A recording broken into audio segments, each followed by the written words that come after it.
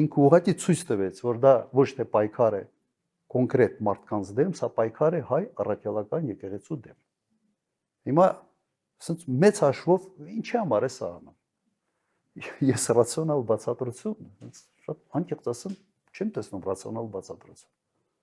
Ու ավելի ճիշտ այնց բզիկի պես մի բան է, ինչ որ մարդը գլուխ համտել, միգուցե։ Այնց տարբերակներից մեկը սա է, բայց կա նաև մեկ ուրիշ տարբերակ։ Մեր եկեղեցին ազգային եկեղեցի է, հայ առաքելական եկեղեցի։ Եվ հենց այդ պատճառով մեր ազգային ինքնության մեջ եկեղեցին հատուկ տեղ ունի։ Իսկապես հատուկ տեղ ունի եկեղեցին։ Կարելի է չէ ենթադրել, ինչի համար է քանդվում այս մեր ազգային ինքնության, ասենց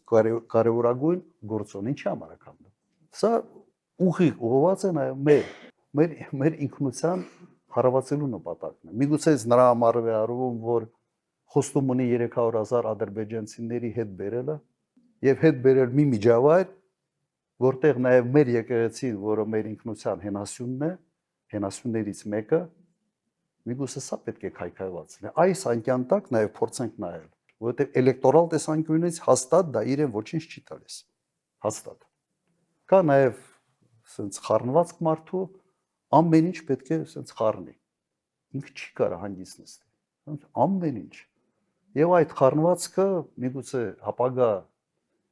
կատարվելի իր կողմից խոստումների հետ sense երբ որ ամուսնացնում ես միգուցե պատկերը ավելի հասկանալի է դառնում թե ինչի համար է սա անում